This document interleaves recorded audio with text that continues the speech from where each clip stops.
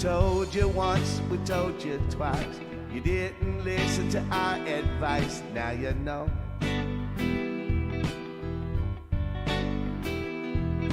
You had to find out for yourself. You wouldn't listen to no one else, now you know. How's everything looking now? Oh, from the outside after all that's been going down. Are you ready to see? You thought you had it all figured out. It looked different inside your mind. We're just trying to save you from some misery. Yeah. Now you know.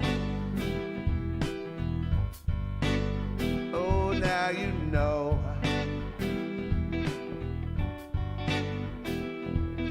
You'd only see through blinded eyes.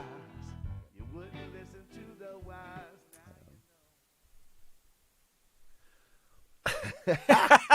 Oh, we're going to have a good day today, ladies and gentlemen.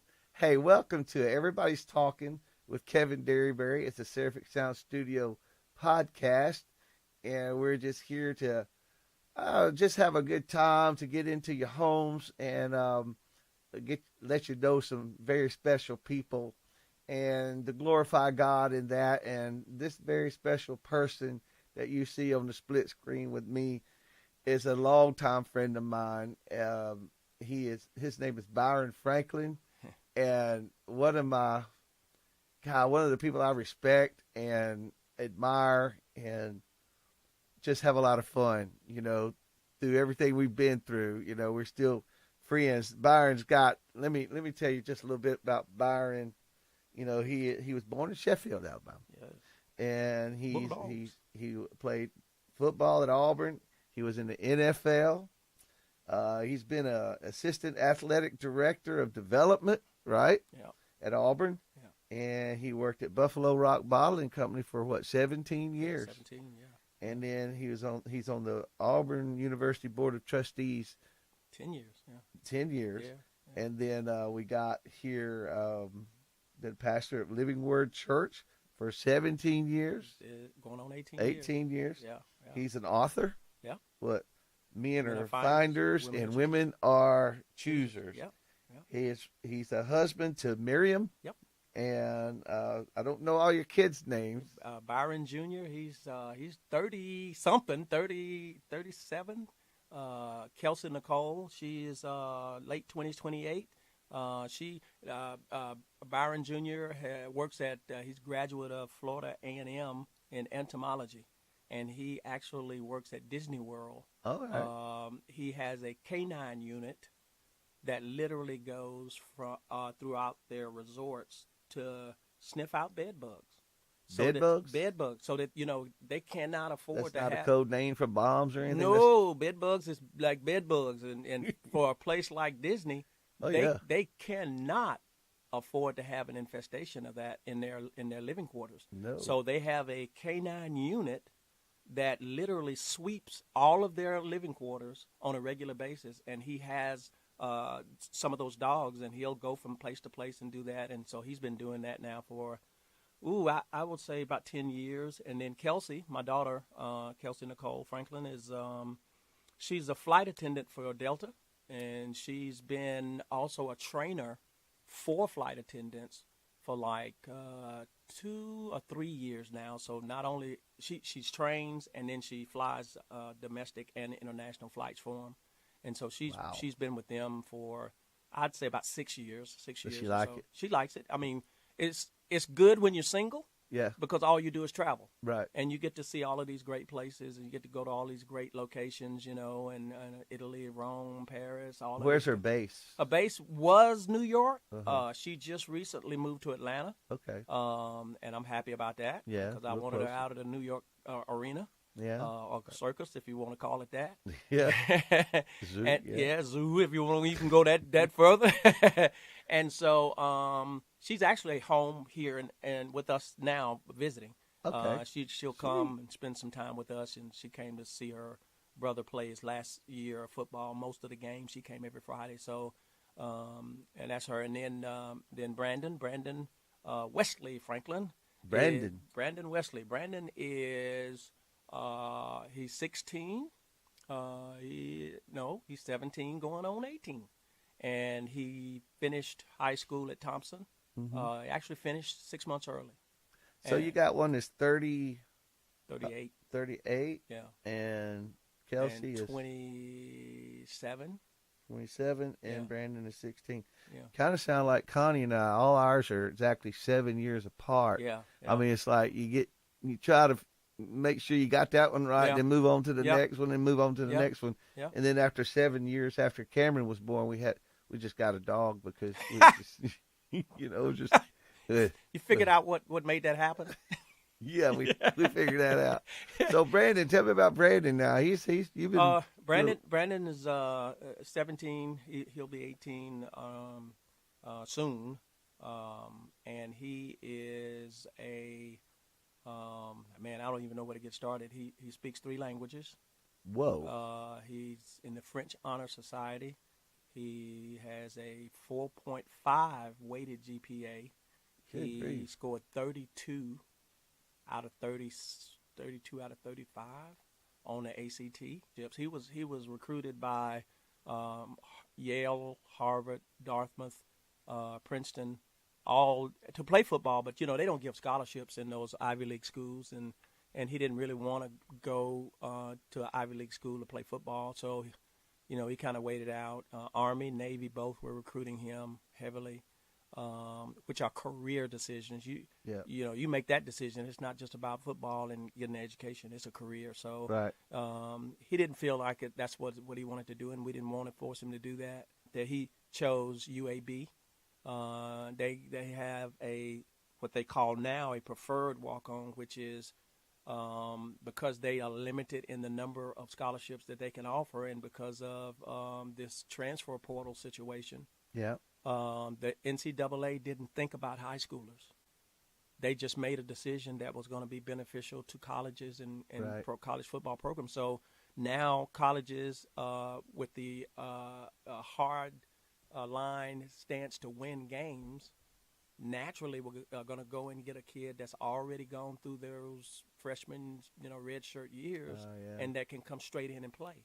Right. So they're benefiting from that perspective, but they kind of dumped on the high school player because now he has to battle through transfer portal, junior college transfers, because that's 2 totally different things, then underclassmen, and then you have layovers from COVID, 6-year seniors that didn't have to leave because they had a layover year. So right. all that in place, high school kids have to try to just hook on anywhere they can. Yeah. And then become another one of those transfer guys, right. In the system. So, but academically, he was offered a lot of scholarships academically from a host of schools, and we just felt like UAB, and he felt like UAB was the right place. Bill Clark is a great coach, a great program, right. very stable, and so for him, it was the right thing to do. And so he's 6'2". He's probably going to switch the linebacker from running back.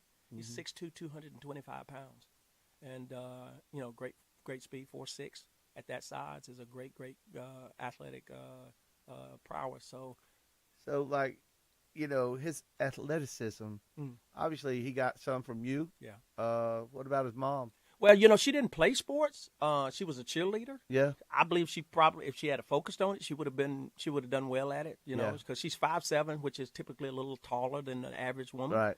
And so she's just she's just a gifted person all around. So I have no doubt that if she had applied herself in that arena, she would have been successful. So it's just a blessing, man. And I thank God that I had sense enough men are finders, but women are choosers. I'm glad she chose me, and I'm glad I found her. There you go. And it worked out. And that's the book. Y'all look for that book. And that's the book right there. Yeah. You go out and get that at MathWhack, hashtag MathWhack. Men are finders, women are choosers. And so it's been a great experience. And then we got a baby. He's 15. Oh. The 15-year-old is 6'4". And his name? Bradley Milton Franklin. Bradley Milton. And his middle name is named after my dad, who's Milton Franklin. And my dad, by the way, who's 95. Oh, he's still 95 and man. doing good. My mom's 93. Come and on. doing good. And Well, what's up with Bradley? What's he doing? Bradley is a sophomore.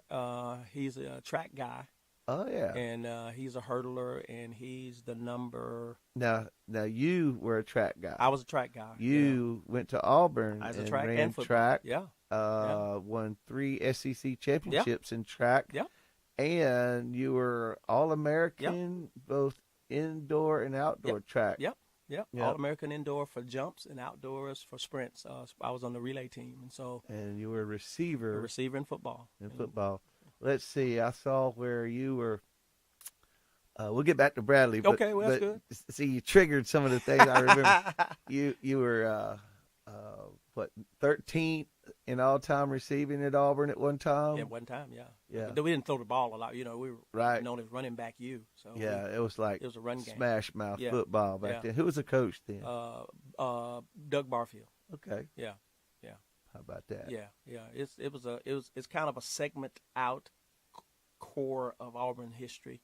The transition between Shug Jordan and Pat Dye was Doug Barfield. Right. And by the way, it happened to have been 3 of the 4 years that the school was on probation at that particular time. So I never played on national television, never played in a bowl game, because after my freshman year, we went 8-3 my freshman year. Uh-huh. And then we went on probation.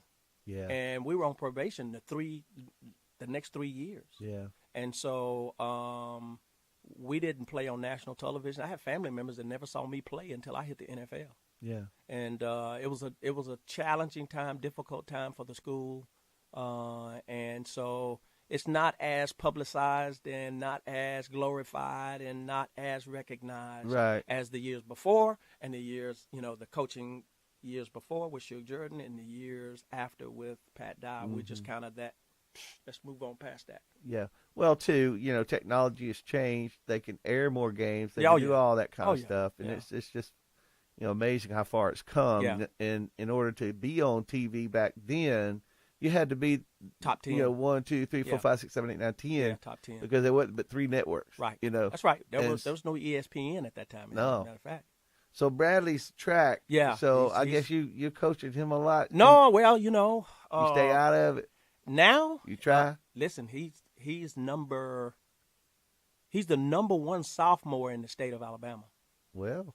And he's the number 2 300 hurdler overall, and the number 2 overall. You mean like the country? No, in 7A.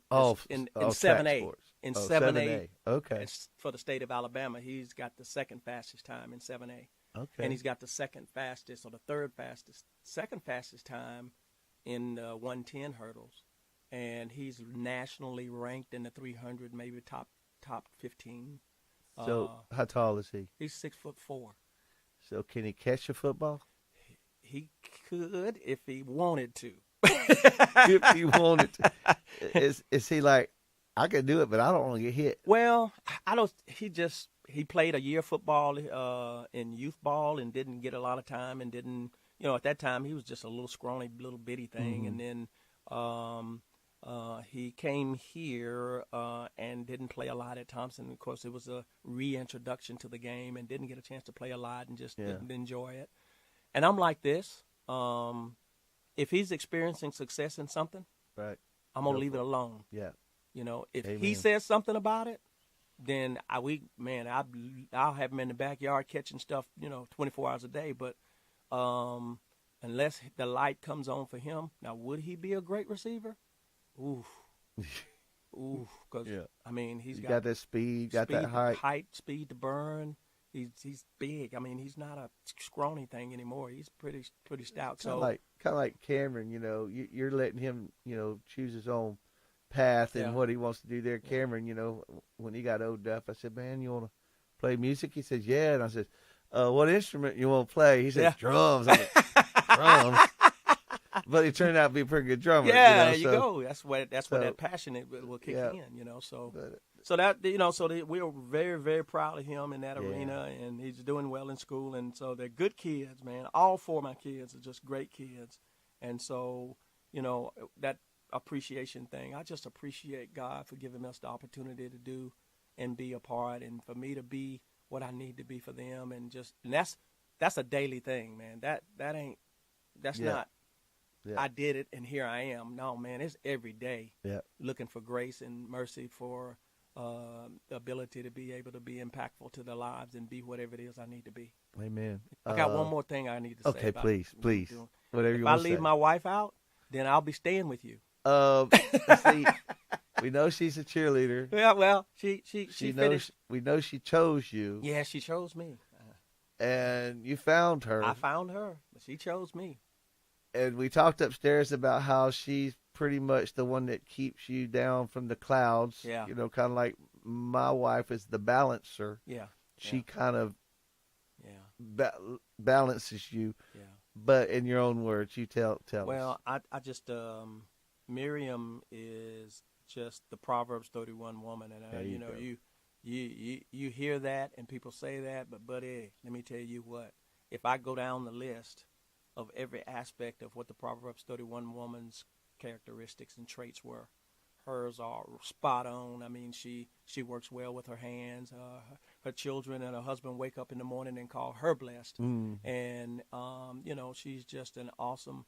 The people who hire her, or she's worked in various places in different pockets, and nobody wants her to leave. Right. When she, when it's the time for her to go, and that says a lot. When people like, is there any kind of way we can get you to stay, and that kind of thing. And so her work ethic, her character, all are just absolutely spotless. And she started a bakery business about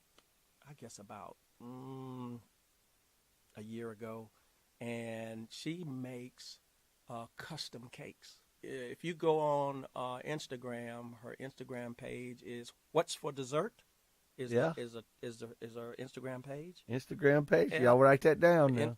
What's for Dessert. And when I tell you, they are incredible. She does everything from scratch, and every cake is a work of art for her. She doesn't just throw stuff together and give it to somebody.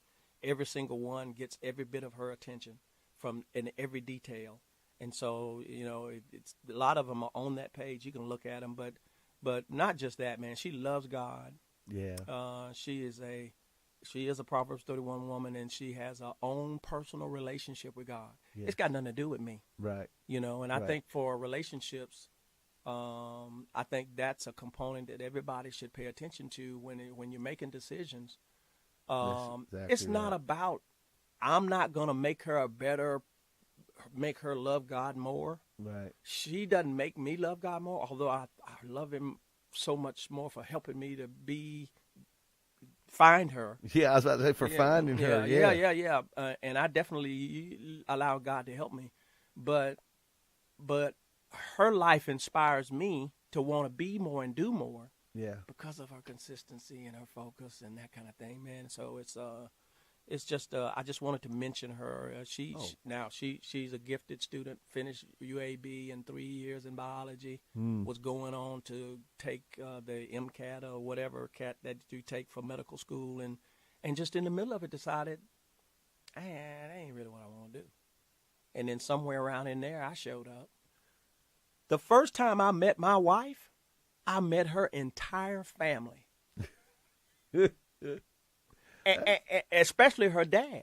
And they heard you preaching, so that's a good thing. They heard me preaching. And the guy and her dad comes up to me, and I don't know if he said it because he said, Lord, that was a pitiful message, or that was an awesome message. He came up to me, he said, listen, I'm going to pray for you. And I was like, okay, that can mean either one or two things. He going to pray for me because I sucked, or he going to pray for me because, boy, I see something great happening in his life, You always hear, bless him, Lord. Yeah, bless him, Lord. Yeah. He got some work to do there, Lord. So that's where I met her so the sister introduces me to the whole family, her included. And fantastic. And then later on we went out. Eventually her sister called me and asked me to bring my honorarium for speaking, and she asked me, she said, you ought to take my sister out. And I was like, well, no, I shouldn't. I'm not really focused on that right now. Right. And so after a couple of times, she asked me, and I really kind of did it to get her off me. She asked me about, like a month later. Are you sure you want to share this? Because she know the story. Listen, she know the story. I was like, look. She asked the final time she asked me to take her sister out. She's like, my sister's great. She's just an awesome person. I said, that's your sister. What else you gonna say? My sister's crazy. You better not touch her. No, stay away from her. That. She don't say that. So she said, me and my fiance are going out on a date, and I was hoping that you and Miriam would join us, and we could all go out together, and that way you could be out with somebody else. And my thought was, well, the last thing, and I told her this, the last thing I want to do is go out with 3 people I don't want to be around. Or that you don't know. And that's what I mean. Yeah. Don't know them, and I got to, that kind of thing. And so, so I agreed. And I went she was working at the gallery at the time in the administrative offices. And I picked her up and took her to lunch. And it was the most amazing encounter I've ever had in my life. Oh, wow. I made up in my mind I was going to run her off by talking about God. This is a true story. Mm. I didn't really want to get in a relationship. I said, I know what to do. Just talk about God, and she'll hit the trail. And she'll say, man, I want all that stuff. Yeah, here we go. She soaked it up like a sponge. Mm. Praise the Lord. Like a sponge. Praise the Lord. And I was like, and when I took her back to drop her off back after lunch, this is how impacting it was. This is good, man. I'm going to tell you why. Okay. This is good. Hey, well, hang on. We're going to take a little break. Can you hold on to that? I can. We're going to take a break, come back. My guest is Byron P. Franklin, Sr. P is for Paul. For Paul, Yeah. as in the apostle. There maybe. you go. And so what an incredible story and time we're getting to spend together. So please, y'all just stay tuned, and we'll be right back. There you go.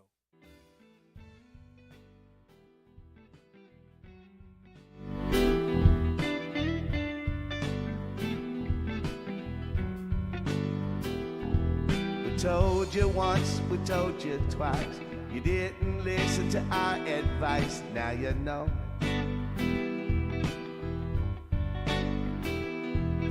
You had to find out for yourself. You wouldn't listen to no one else. Now you know.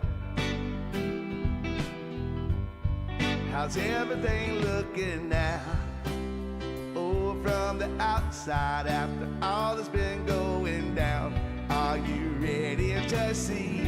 You thought you had it all figured out. It looked different inside your mind. We're just trying to save you from some misery. Yeah. Now you know.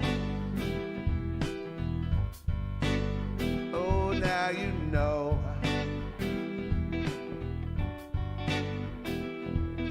You'd only see through blinded eyes. Okay, so we're back. This is Everybody's Talking with Kevin Derryberry, a Seraphic Sound Studio podcast, and our special guest is Byron Franklin, my good friend.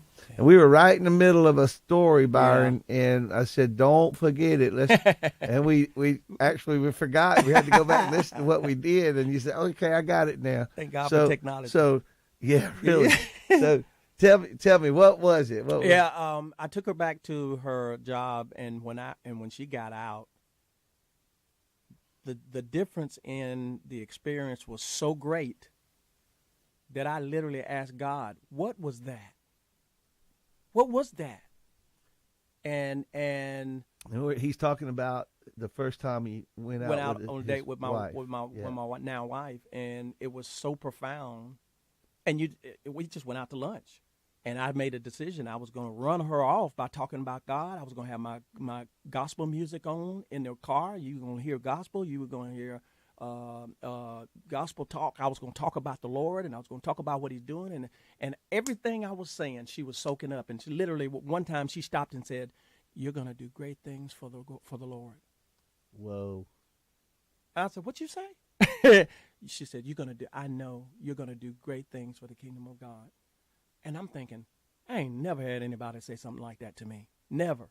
We call that equally yoked. Yeah. Well, and when I put her out, I asked God, what was that? And this is the moment I wanted to catch to make sure I said this. It was the first time I was able to be myself when meeting somebody and it be okay. How about that? And I wanted to say that because a lot of times we do it without even knowing we doing it. Mm-hmm. We meeting somebody for the first time. We're going to put on our best face. Yeah. We're going to wear our best clothes. We're going to say the right things. We're going to ask the right questions. We are going to portray whatever it is we believe we need to portray. Well, I just realized after that day, that's a lot of work. Yeah. That's You got to remember who, you gotta who remember, you're portraying you yeah, were. you got to remember what kind of portrayal you made. And so it was the first time that I had a genuine encounter where I could be myself, where I was at the time, who I was at the time, didn't have to cover, didn't have to hide. I could be a man of God and speak about and talk about what I wanted to talk about, and it was good. And it's because of Jesus. And it's because of Jesus. Yeah. But I'm just saying, that's it. Because, my problem back before Christ, I would be myself. Mm-hmm. And that would run them off quick. But it was, it it was the wrong self. Yeah. But once God started changing my heart and changing my, just all of me, Mm-hmm. then, I could be myself again. Yeah. And it was In a new more of an arena. attraction, New arena. because of Jesus. Yeah. It wasn't me, my righteousness, filthy rags, but when In God, yeah. Yeah.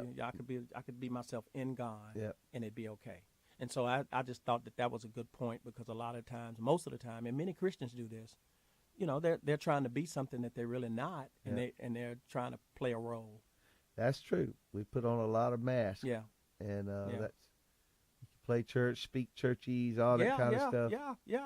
I just want to say thank you, Miriam, for you've obviously you've helped mold and shape this guy through Christ, and he is a better man. Yeah. Better man. Yeah. And we all are because of our wives. I And- know my wife pulls me down off the. I'm either on the ledge or on that, On the ladder or on the she's- ledge, She's either one. always, she's my best friend, my Yeah. worst critic. Yeah. She'll, Yeah. but she does it in But love. it's all and- truth. Yeah, she sees me, she knows me. Yeah. But in my worst times, she's there with me to Yeah. pray through things with me, Yeah. and so we're thankful for that. Yeah. Let's change gears just a hair. Yeah. I don't want to go too far back, but you were in the NFL. Yeah. Yeah. You played for Buffalo. Yeah. And Seattle. Yeah. Now, Buffalo, I think the best thing that happened for you in Buffalo was you got to learn how to cook buffalo wings. Chicken wings, man. Chicken wings. What you talking Because I'm telling you. We man, met with me making buffalo wings. That's right. Yeah. Yeah. So how did that happen? Wow, man. Well, my first year in Buffalo, every practice, there was a place right next to Rich Stadium, and it's called some other stadium now, of course, a new sponsor, but at that time it's Rich Stadium, and right next to it was a bar called the Big Tree Inn. The Big Tree Inn. And the players, we would leave there and go to the Big Tree Inn to drink beer and hang out, right after practice. Most of the guys are single. They didn't have to go home. So we just left. The party began when practice ended. I hear you. So we would leave there and go. And the invitation came something like this. Hey, Byron, why don't you come on, go with us, man? We're going to go to the Big Tree Inn and eat buffalo wings. So how old were you? I was a rookie, so 22. And these guys were probably Grown a little men. older, grown men, been in there a while. Yeah, grown men. I mean, they've been. And what are you going to say? Oh, no. Yeah. So, well, actually, what I said was, man, I don't want to go eat chicken. There ain't enough meat on chicken wings. Come on. That's a true story. I said, Chicken man, wings used to be things we threw away. Man, I ain't eat no chicken wing, man. I eat legs, thighs, breasts, that kind of. That's what I eat. So I didn't pay them any attention. I kind of blew it off a couple times, and then finally one of the times that they said, come on, man, why don't you go with us? I said, okay, man, I'll go. So I get to the Big Tree Inn, and I'm thinking chicken wings, man. They put this big plate of wings smoking on that table. Come on. And I was like, hey, they don't know about this in Alabama. I'm thinking, Yeah. I need to take this down south, man. Look at here. And so I made up my mind right then that some kind of way I was going to introduce buffalo wings to Alabama, wherever I was. And so going through the whole story, when my career ended after Seattle, I'm living in Auburn at the time, finishing school, and I remembered what I was my plan to do. So I started making them at home to kind of come up with recipes and stuff like that. Well, eventually all the teams started coming to my house and buying wings from me. The Auburn team? Yeah. The team, they were calling the house. And so, man, it was like the house smelled like chicken 24 hours a day because I was selling wings. Yeah. And I would sit back and watch which ones they liked, which ones they didn't like, and that's how I built my whole repertoire of sauces and stuff. And so finally, John Brandt, yeah, baby, heard about me and said, "Hey, why don't you come out to the supper club and make wings out there, and we'll work something out or something like that." So literally, what I was doing was I set up equipment in the old kitchen area of the supper club, yep. and I got me a license, and I ran me a separate phone line and called it the Buffalo Connection. Yep. And so and then John took one of my headshots with me in my helmet at Buffalo and put on it Wingman and put it on the wall inside the regular bar area. And I had made the Wall of Fame. Oh, come on. And so I would cook wings I'd make wings from 6 or 7 in the evening till about 2 or 3 in the morning. I know, because we would play till about 4. Yeah. When my band would come, we'd play till about 4, and I'd always like, okay, I need to get on the I got to get over there and get my order in. And I remember a few times, like, oh, man, I done shut it down. Yep. Grease done gone cold. Yep, and I'm yep, like, yep, no. Yeah. And it always blue cheese dresses. Blue cheese. Yes, sir. I mean. Yes, sir. I've eaten so many of those things, man. It ruined my health, man. I don't know. But so didn't you open up a place? Yeah, eventually I ended up having to shut it down because I moved to Birmingham. Right. And began working for Buffalo Rock, Pepsi Cola, and no connection there. No connection. No, it was just God. And so the Buffalo Connection was the connection. Yeah. So the boss, the president of the company, James C. Lee III, and I flew to Auburn to go to a practice. He said, "Why don't you come go with me to a practice down?" And I'm been invited to walk around on the field and stuff. And I think that Terry Bowden was on the staff at that time. And so we're walking around, and while he and I are walking around, people are coming up to me saying, "Man, where are your wings, bro? We missed those wings, You brother. didn't bring your wings. You didn't bring any wings. Hey, man, you got the wings in your pocket?" That kind of thing. And so my boss is listening to me, and he goes, "Hey," he said, "what are all these people talking about?" I said, "Well, I had a restaurant, a kind of a semi-restaurant. I cooked out of the supper club, and I built a pretty good client." He said, "Evidently," he said, "you ought to open a place." And I said, "I would," but I looked at my pockets and I went like that. And he said, "Well, we can work something out." And there so, you go. But watch this. There's a scripture that says, "Prepare thyself without, make it fit for thyself in the field, and afterwards build thine house." Now that's a principle. Come on. I had worked that principle without understanding what I was doing. At one time, I looked around for the right place. I looked for distributors. If I would open a place, where would I get my product from? If I opened a place, where would I put it? Who would be my competition? What would my pricing be? I did all of that stuff. And I had it stacked up, man. When I left to go to Birmingham, I had that stuff stacked. You had to figure it out. So when he asked me, he said that to me. He said, "Why don't you put some stuff together and we'll talk about it?" Listen, I didn't want to give it to him all at one time because I didn't want him to think I was hustling him. Right. So I would give him a little bit, and give him a little bit, and give him a little bit. He's like, "Oh, yeah, all this stuff looks pretty good." But this is how it actually happened. He was on a board with Bo Jackson. Okay. And And he went to a board meeting, and he Because said, Bo was in school about that. No, Well, no. Bo had already He was graduated. done. He was just he had a house down there, and he'd come in the off season and live in his house and stuff, and he'd hang around Auburn. But he went to the board meeting, and at the board meeting, Jimmy Lee told him, "Hey, well, you know, Byron Franklin works for us," and Bo says, "Well, I'll tell you one thing, he makes some blankety blank buffalo wings."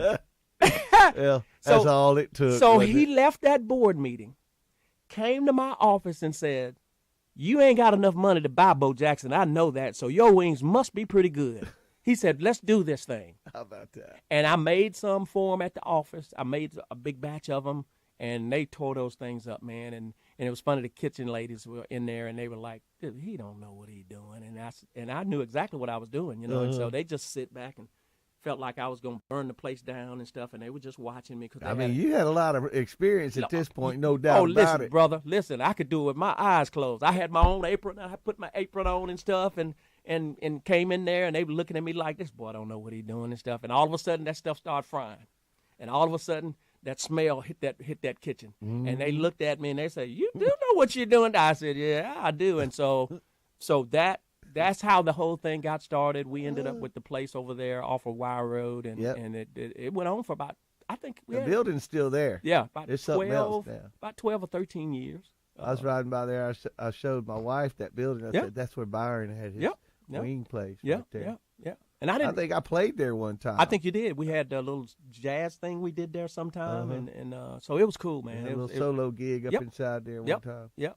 I tried not to do that too much because I didn't want to go into competition with John, what they were doing, and it was two totally different kinds of places. But I just didn't, that part of it, I just didn't really want to kind of add to the mix. Well, I mean, do you still make them at home? Yeah. Oh yeah, my daughter, she makes me make them when she comes and visits, and then I make them from time to time just to make sure I still got it, and I got the recipe locked up in a safe, and when the time and I got the Byron Franklin a neon sign in my basement. There you go. In case I need to pull it out and stick it up there and say, "Hey, we're back in business." Come on. Well, let's do this. That's a great place to stop, and then we'll come back. Yeah. We might have to make this a 2-part series because we're getting so much great stuff. Yeah. And I just appreciate you being here. This is Everybody's Talking with Kevin Derryberry, my special guest, Byron Franklin. Yeah. So much fun right now. So we'll be back. We might be back another day, but we'll be back because it's gonna be a 2-part series right here. Yeah, man, because we hadn't even touched upon what this guy has done.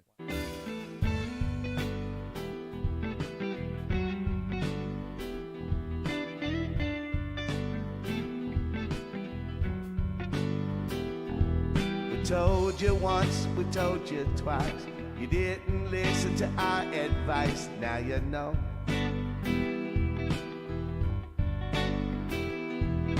You had to find out for yourself. You wouldn't listen to no one else. Now you know.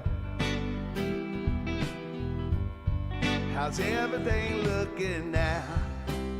Oh, from the outside after all that's been going down. Are you ready to see? You thought you had it all figured out. It looked different inside your mind. We're just trying to save you from some misery. Yeah. Now you know. Oh, now you know.